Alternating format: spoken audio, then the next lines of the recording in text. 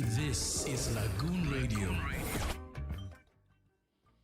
Yes, sir. Good morning and welcome to the program. It's Lagoon Radio, your number one online gospel radio in Nigeria and the official radio of the Anglican Diocese of Lagos. Of course, we are transmitting live from the Diocesan Palace right here in Arena, Lagos. It's the Legal Show. Know your right. And this morning, we'll be looking at legal considerations that enhance fundraising by SMEs. Yes, it's a Wet Friday morning. Remember, you can download the app on Google Play Store and Apple Store. You can also follow us on our social media platforms on Facebook, Lagoonradio.Ng. Of course, we are live on Facebook and on Instagram, Lagoonradio.Ng. And this morning, we have a barrister, Ada Madubobu. Barrister, good morning and welcome to the program. Good morning. Thank you for having me in your station this morning. Okay.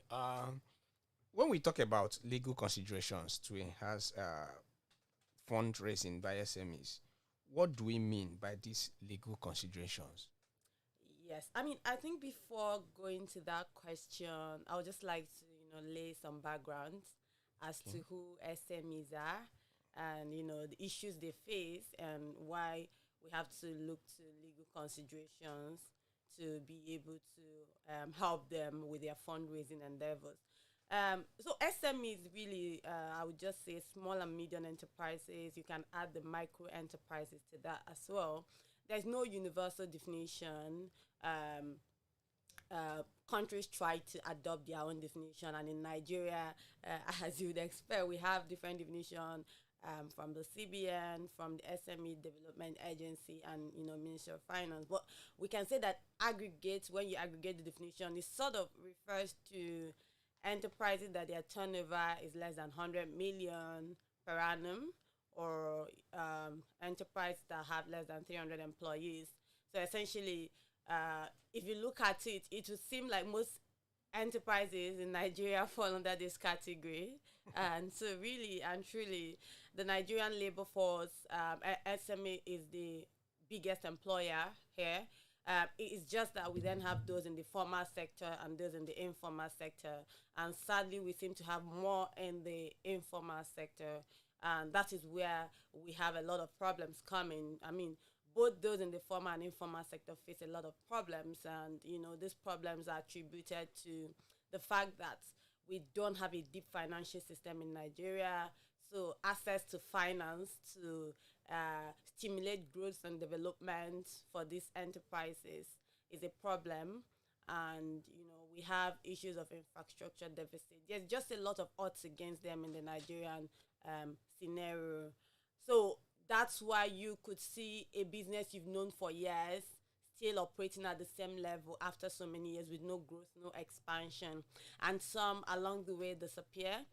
That's why you see a lot of people in our streets doing the same thing over and over again with no growth or no plan, probably because they don't even have the knowledge. And that's where the issue of labor, skilled labor, there's just a lot of problems that the SME sector faces in Nigeria.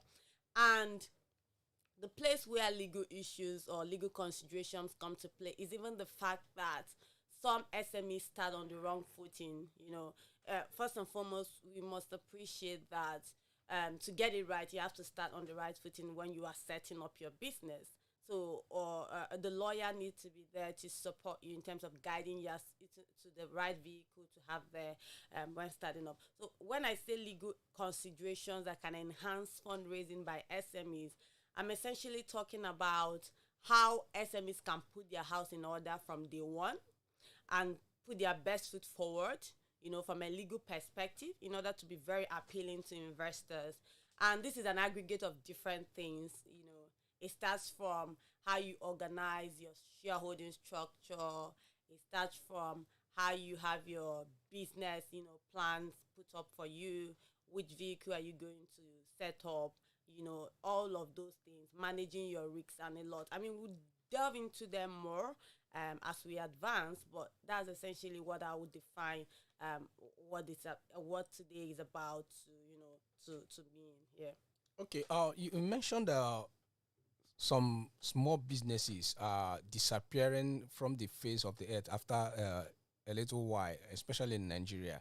And a lot of people have said that there are some government policies that do not go well with these small scale businesses. Is that a right statement? Yes, and I think it's a general. I mean, obviously, businesses disappear. Um, Large and small businesses. The only thing is that it's more prevalent with the small businesses, the SMEs, and even more prevalent in Africa. And yes, we have our government. They try to make some moves in terms of policies, in terms of having things put in place for this sector. But then I think along the way we have a lot of misalignment when it comes to policy, conceptual, like conceptualization, implementation and all of that at the different tiers of government. When you go to the local government level, which is the closest, it's supposed to be the grassroots government. Um, you realize that for most local governments, they don't even have anything to do with plans for SMEs. And when you come to state level, different states across the federation try to do one or two things, and then the federal government also has its own. And sometimes there is no meeting point, across all these programs, that they have. And it's very difficult now when you couple it with the fact that our own economy in Nigeria is a very peculiar one because we are faced with a lot of political risks. There's no continuity in government policies. This government comes up and set this up, another wouldn't continue and just start off with another thing. You have regulatory risk where regulators can wake up and just change the rules in the middle of the game.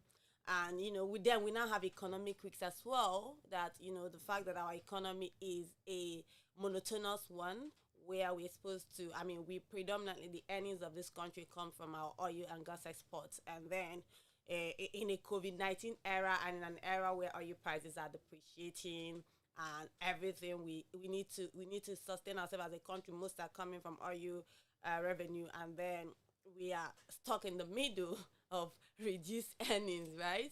So it's a lot to grapple with. And it's not for the government to run the business for the people. We have to always remind ourselves that government don't make a nation, in the sense that it's not government that will set up the businesses for people. No, the government's major duty is to provide a very clement business environment for innovation to thrive, to mop up finances for people, like for people with ideas, to provide skilled, sort of boost your labor force to be competitive in terms of knowledge. And all these things have to be carefully implemented and well mapped out. But that's not the case here, and it's a problem. Okay. You also mentioned formal and informal businesses, the small scale. Yes. So can you differentiate? We want to know the difference between the formal and the informal. In simple terms, I would just say the informal SMEs are those ones that are not registered. Along our streets, you see a lot of shops in the marketplaces, stores, and for these businesses, they are more or less, for lack of better word, not existing before the law. And there's a huge disadvantage for that they have because of this, because most of the finances that businesses access will need you to be registered, and is a prerequisite condition to do that. And you have to be in the formal sector, really, to access a whole lot. The finances, yes, we are trying to say, okay, let's expand the financial horizon for businesses in Nigeria, in Africa, the small, medium enterprises to have access to finance. How do we innovate? But at the end of the day, the people that will have access when we build up all these are those in the formal sector. And in our society, people are reluctant to move their business to the formal sector because of some obvious reasons. For some people, they think it's a way that government would get hold of them and start taxing them. They feel like government will be robbing them of their hard-earned money from taxes and levies.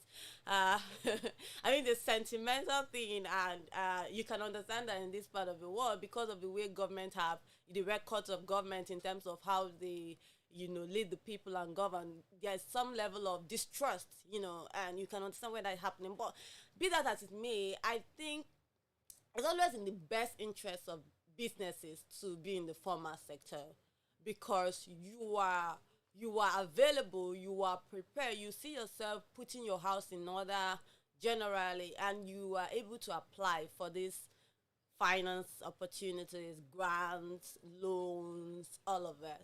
Yes. Okay. Looking at Nigeria, where a lot of these small scale entrepreneurs, they are ignorant of this, and like you said, how do we educate people? How do we let them know that there is need for them to register, and what are the benefits of the registration? Yes. I think how to educate people is there is no one. Will I say there is no one magical solution to how to educate people, right, on the importance of registering. This show is definitely one of that platform, which is good. Government, that is where the government comes in. Government must invest in, well planned and well executed literacy programs. You leverage on different forms of media, social media, the traditional media, print media, broadcast media, the marketplaces. They have associations, churches, different groups, and also encourage private investors like large corporations to expand their CSR, in that regard. I mean, you see a lot of multinationals like the Googles and the likes, they have programs where they sort of try to expand, opportunities for upcoming entrepreneurs to develop skills. They have programs, set up for them and all that. So there's just 1,001 ways to go about this whole literacy program for small enterprises, and yeah, the ones that are ignorant of the benefits, right? And also in terms of, I also think it should also be drilled down to our educational curriculum in schools. Starting from secondary education and all of that. People have to start understanding some of these things and how it plays out.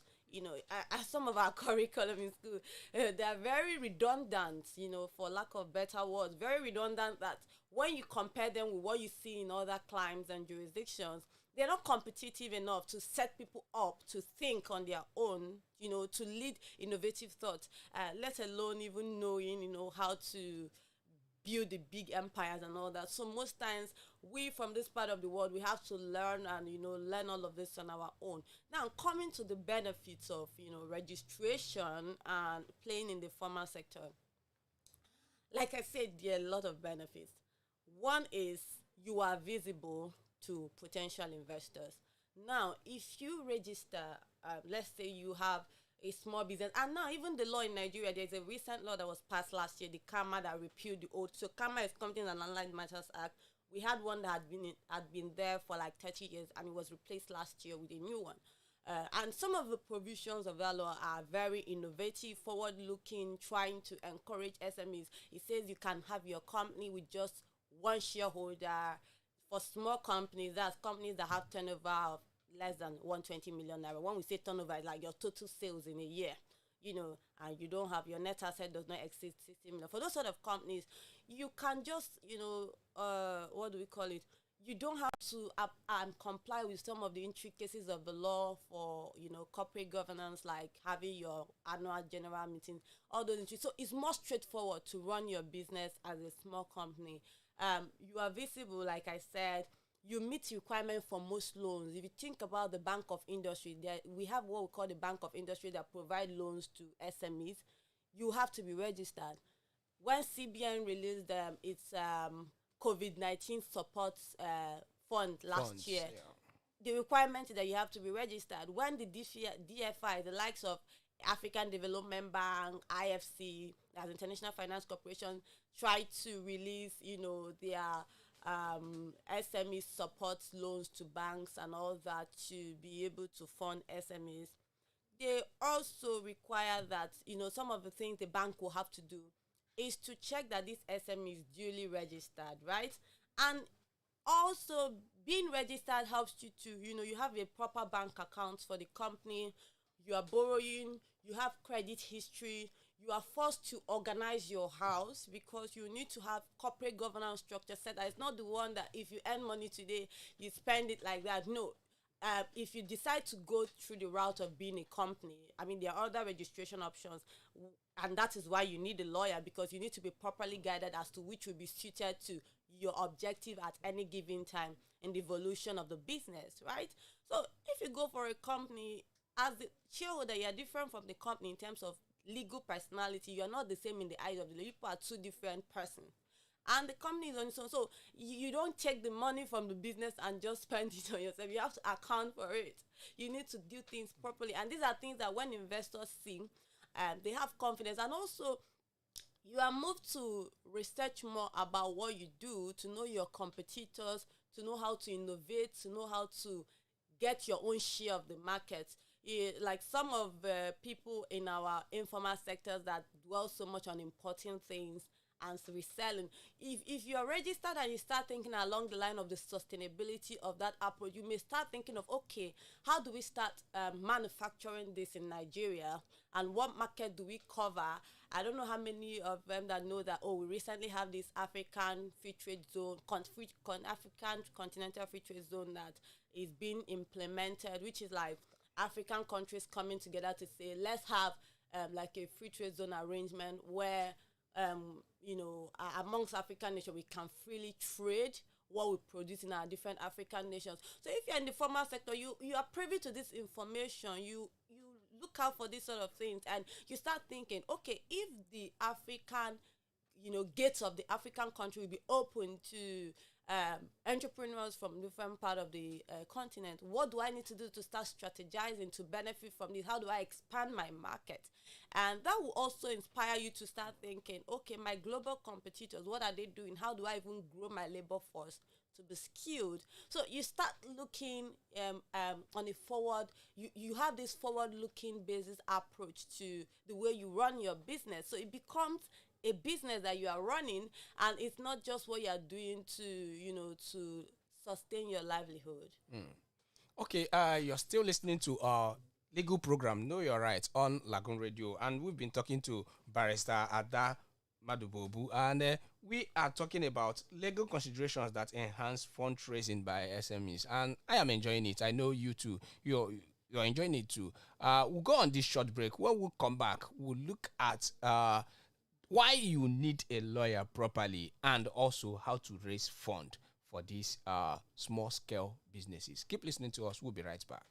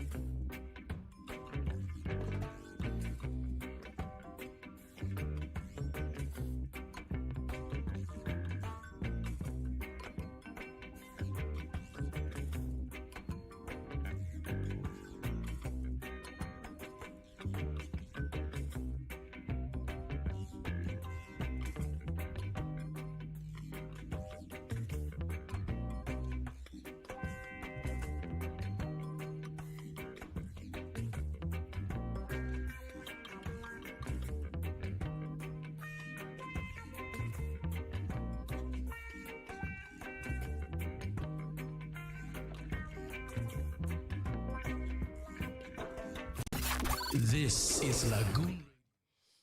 Yes, you're still tuned to Lagoon Radio, your number one online gospel radio in Nigeria, and the official radio of the Anglican Diocese of Lagos. We are transmitting live from the Diocesan Palace right here in Marina, Lagos. It's all about the legal show, Know Your Right. And today we are looking at legal considerations that enhance fundraising by SMEs. And Barrister Ada is still here. We've laid the foundation of that. Now we are looking at... but before then, remember you can download the app on Google Play Store and Apple Store. Follow us on our social media platforms. On Facebook, we are live, yes, and on Instagram, Lagoonradio.Ng.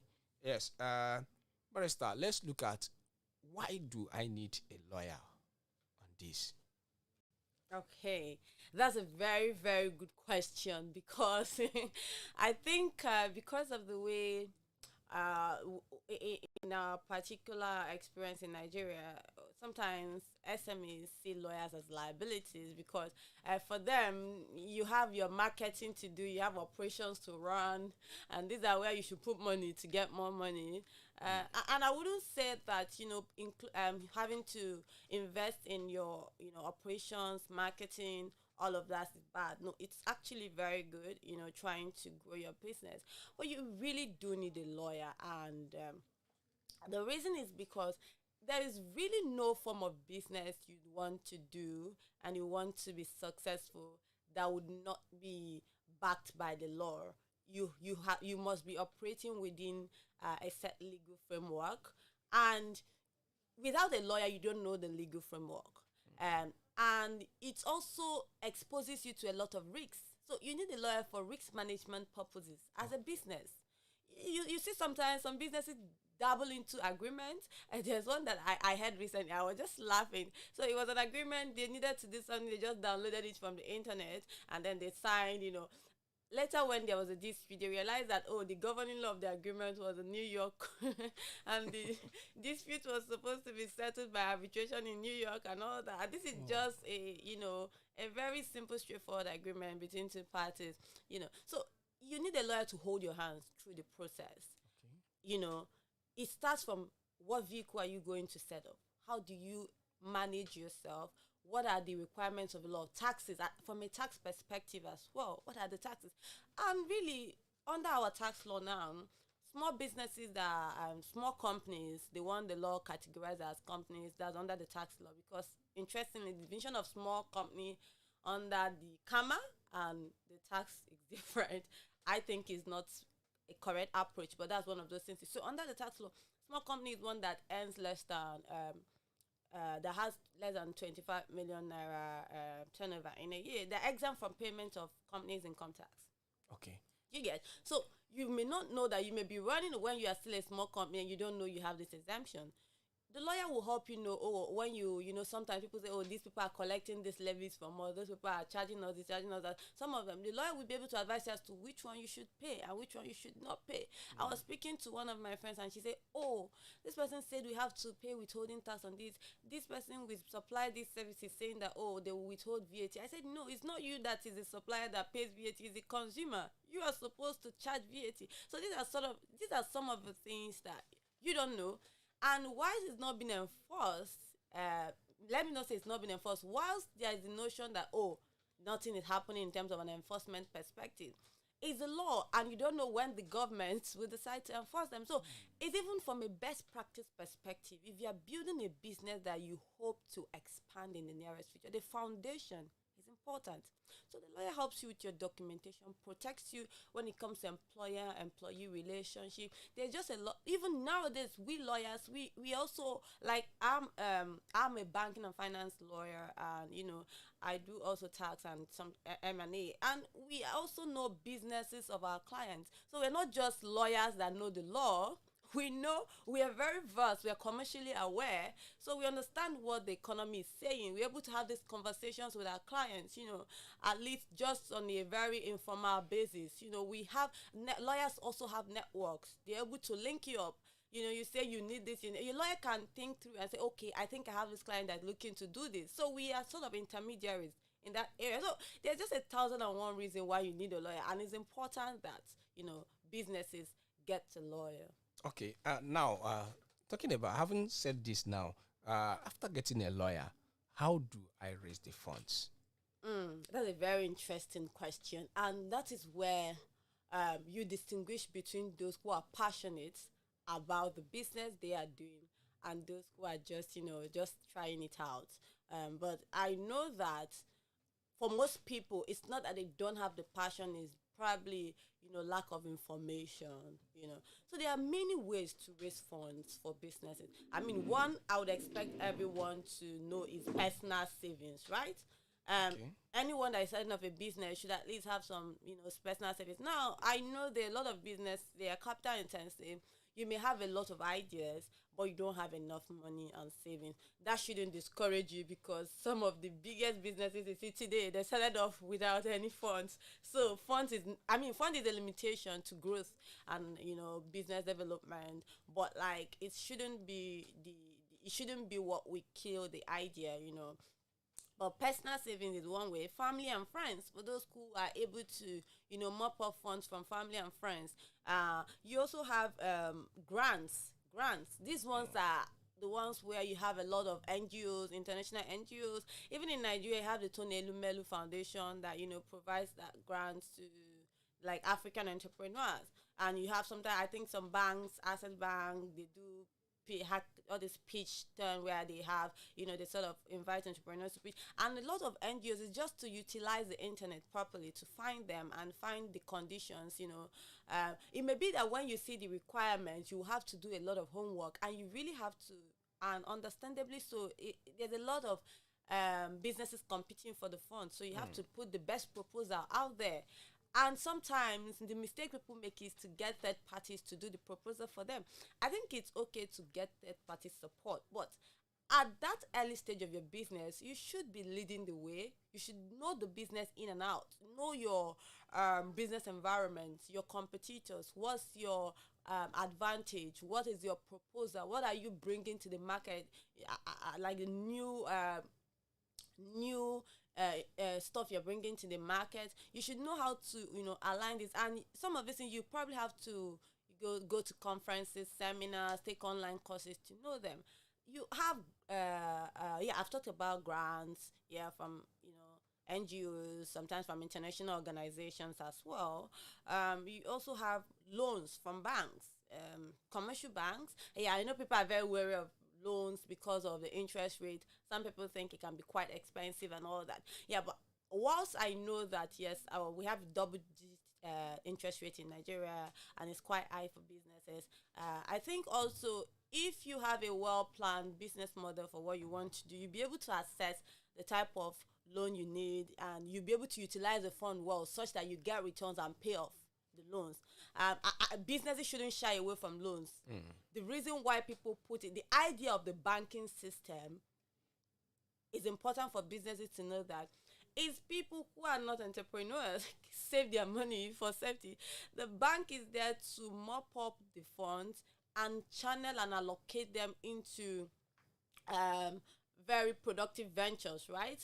So you can go for loans. Now, I know that because of the risks associated with SMEs, sometimes banks are not very disposed to lending to small businesses because of the risks of or credit risks. They don't really have much data on their credit, so most times they try to focus on the large corporation, which is a problem, and that is why we are still advocating about deepening our financial system in Nigeria and Africa generally. So, but you still see sometimes where CBN mandates bank to make sure you channel this line of credits. Sometimes to open a fund and have participating financial institutions do that. So you have microfinance banks too that focus on small businesses as well. You have venture capitalists. Most times these ones you see them more often in businesses that have already started a bit that want to grow. The venture capitalists come in. Most times they can come in by way of equity, so they become shareholders in the company. You have private equity. You see more of this in the big tech, people that are in the tech, sectors. But they can also come in different sectors depending on how your business proposal is and the potential you convince the investors that your business have. And you have incubators and accelerators. So we even have a lot of them in Nigeria. Let me not say a lot, but you have a couple of them in Nigeria where what they do is you pitch to them. They go through your plans and have meetings with you. And if they find your business proposal very interesting, they work with you. They help you, more or less add finishing touches to what you have, groom your management team and make you better and prepare you and support you as you go out to seek funding. There are just many options, and I can go on to list them. Crowdfunding is an option too, but that one has to be careful because you have the Securities and Exchange regulations, rules on crowdfunding for equity, and you have to manage that. And you have to also be careful of Ponzi. People are very careful of Ponzi schemes, which has led a lot of people to issues. And that's even brings something in my mind. I mean, the funds Nigerians lose to Ponzi schemes is one that if we have a very innovative proposal as to how to mop up those funds from people and channel into more productive thing, it will reduce that, that risk. And you've started having some like you have piggyvest and the likes that have that saving thing where people put in the money. Then piggyvest, I believe what they do, I'm not privy to that, but I believe that what they do is that they take the funds to invest in different things and then get back returns and pay back people the return. So these are where technology comes in. So as Nigeria being the largest in terms of population and the largest economy in Africa, actually, we should be looking at that.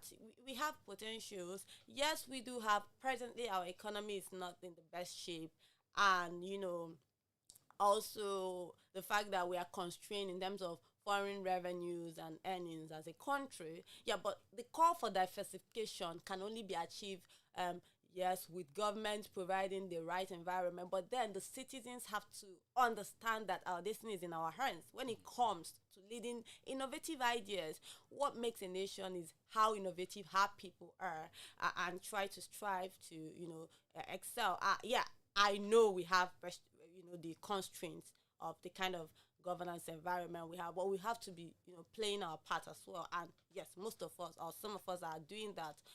So that's just it, and I think I've tried to touch. Yeah, and I was going to mention you have this Lagos State Employment Trust Fund. Okay. That's also because I know my firm, we sort of provide. I work with Templars. We provide what we call like pro bono legal services. We support them. So what they do, I know they sort of open up for entrepreneurs to apply and come. They support them, give them advice, like more or less skill development sessions, support them, through all that and all that.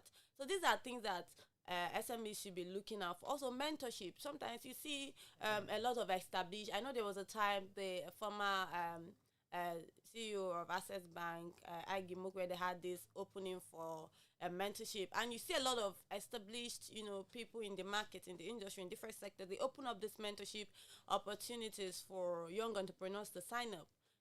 These things, you know about them when you look for them. So it means that you cannot be intending to run a business and you're not researching, you are not reading, you are not widely, read, you are not improving yourself from a knowledge perspective. Another option is strategic partnership.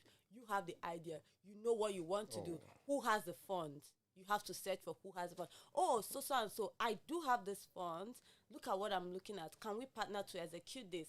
Then you need a lawyer as well to come up with agreement and support you with the negotiation process, so you can't run away from lawyers. And for those who have the means, other than the small businesses, those who have the means that are in different sectors and all that, we should also be looking at how do we come up with innovative financial products. This is for the banks in particular as well. We already have non-bank financial, coming up and all that in the more developed economy. You have a lot of them out there. So this is what we should be having, so that the SMEs, can't just rely on banks alone. The whole thing, they should be able to solve a fund from different options, and you have what we call credit enhancement schemes. It's not just about the loans alone.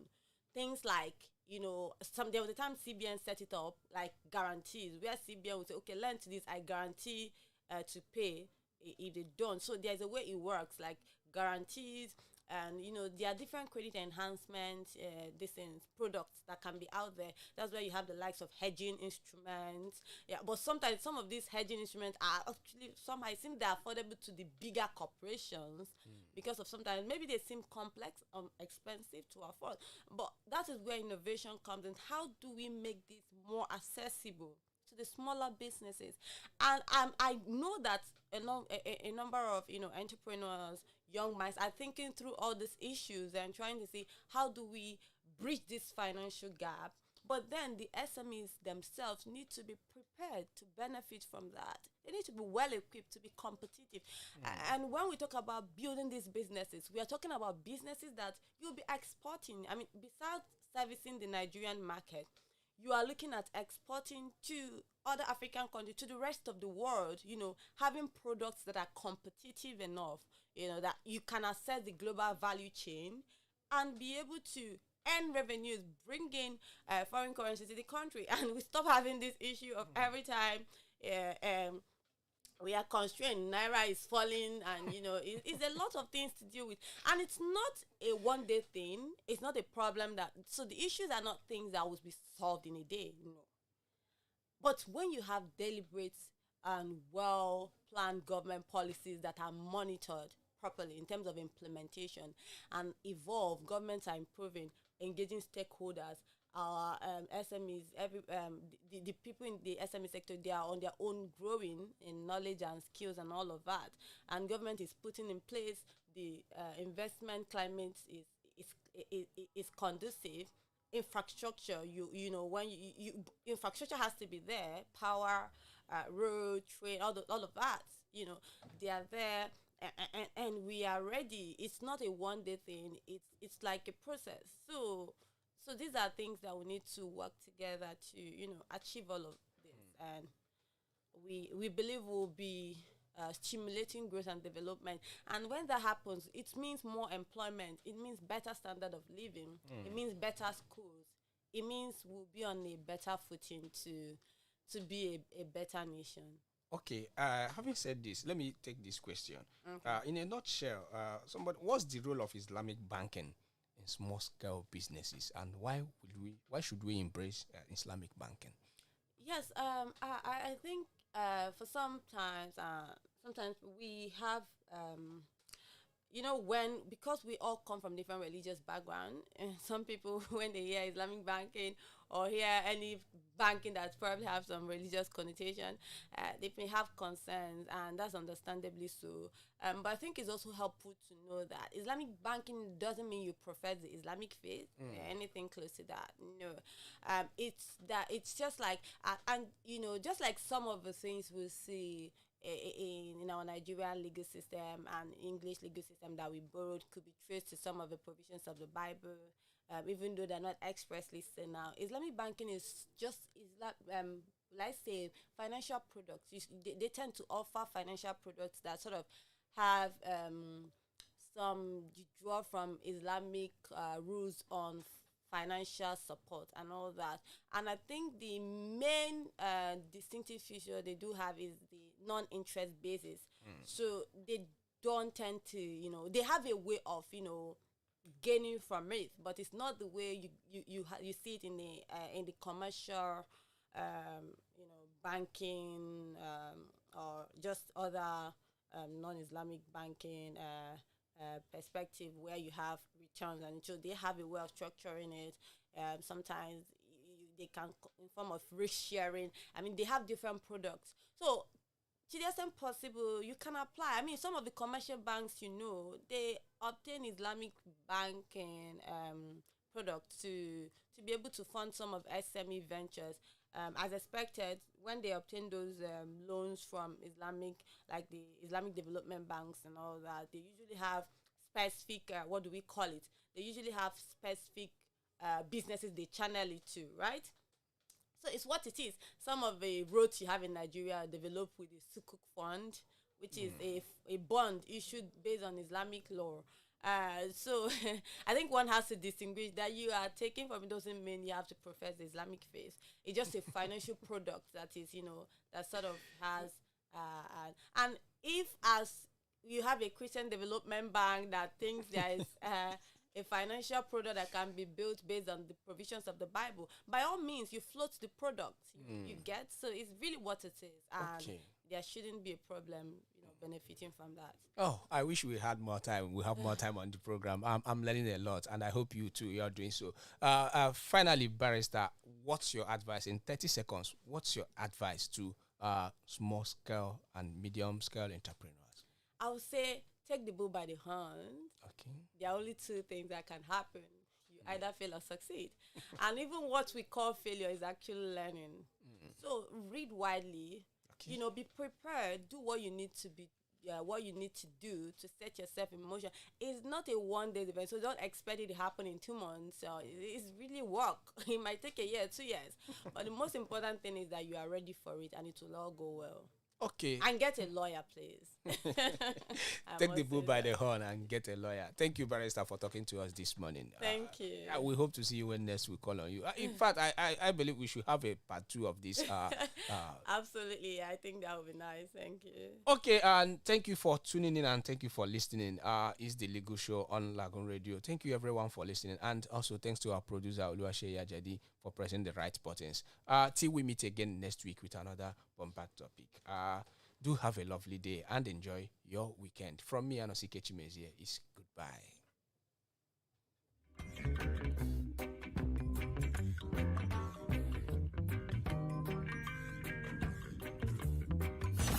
This is Lagoon Radio.